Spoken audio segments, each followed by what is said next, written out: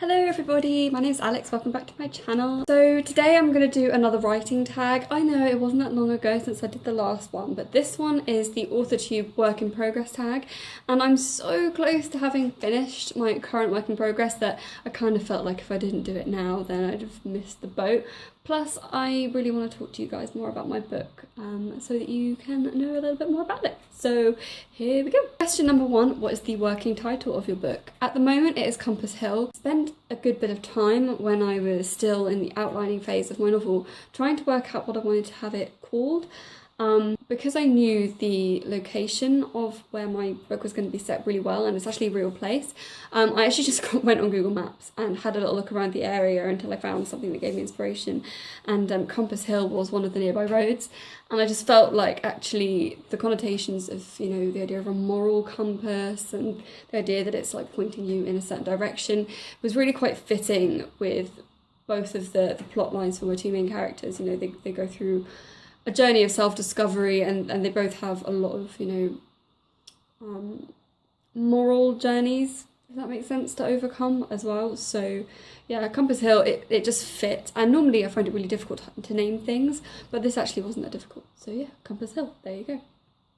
Question number two, where did the idea for this book come from? Before I start my day, I'm on my phone scrolling through Twitter and Facebook and just seeing what's going on in the world, and this was around the time that Trump was about to be elected, and there was a lot of stuff in British media sort of drawing comparisons to a certain world leader with pretty scary ideas on race and immigration that, you know, it was ringing a few bells. And this article was talking about, it was drawing parallels between the refugees that were fleeing from Syria and desperately trying to find a home elsewhere in the world, and those refugees that were fleeing Europe back in the 1930s. When I read that article, it really struck me that while I have absolutely no idea what it must be like to be a refugee, I'm not going to claim to have any prior experience, I have a very privileged life, but at the same time, you know, I'm living through a similar time where I'm seeing people that are really struggling and trying to escape horrendous persecution and danger in their homes, in their home countries. And I'm watching that and thinking, God, we need to actually do something. I want to do something. And I felt like there must have been people back in 1930s who felt the same way about what was happening in Germany. And I just kind of felt like I wanted to draw parallels in this story. The whole point of this book is to underscore prejudice and people that need help, and the idea that it doesn't matter where you come from, ultimately you're a human being and we need to look out for each other, and it doesn't matter where you've been born, whether that's logistically or in terms of your social hierarchy. I believe that we're equals, and that's kind of what I'm trying to get across in my book. Question number three, what genre does your book fall under?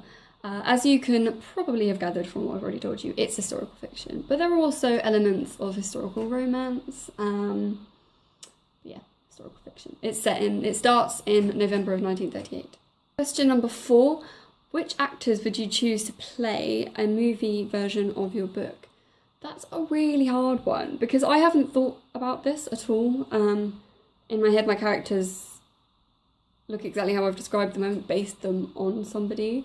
But for Evelyn, who is the female main character, I suppose somebody like Eleanor Tomlinson, who plays the main female lead in Poldark, I can imagine her fitting the bill because she's redheaded, she's feisty, she's kind of quirky looking too. She's not, you know, chocolate box, beautiful style of face, you know what I mean? Like, she's not perfectly symmetrical and, you know, with very balanced features. She's kind of quirky and interesting looking, and I feel like that's what Evelyn would be like too.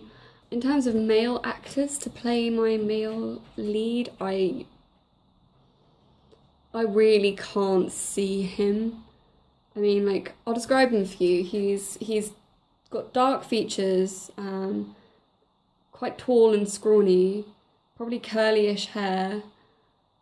In my head, he's got these amazing eyes that kind of look like opals. And if anybody knows any actors that fit that description, then let me know, because I'm not so good with the whole actor thing. But anyway. Question number 5. What is a one-line sentence synopsis of your book? I don't really have a one-line synopsis. I'm working on it. But what I have so far... Okay, I'm going to be a rebel here. I'm going to give you a 2-line synopsis because I can and it's my video.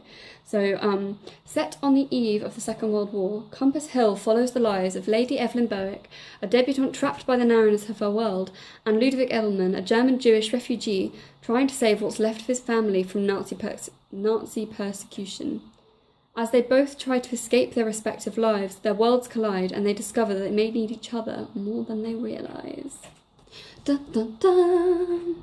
Anyway, that's what I got so far. I'm still working on a full synopsis and a proper elevator pitch and a pitch that would go to agents, but I hope you'll let me off with that one. At least it gives you an idea of what I'm talking about, you know. Question number 6. Will you be traditionally published or self-published? I've talked about this before. I'm aiming for the traditional route. I think that I really need an agent. I really want to have somebody to bounce back off of and use their professional expertise in order to get my book out there. And I'll be perfectly frank, I really like the validation of having it published traditionally. There, I said it. Question number 7. How long did it take for you to finish the first draft of your book? Given that this is supposed to be a work in progress tag, I find this question a bit odd, but I'll roll with it.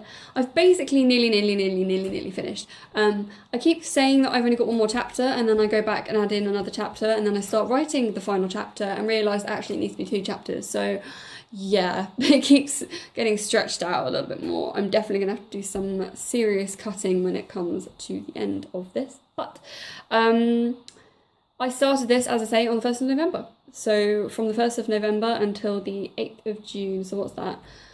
November, December, January, February, March, April, May, June.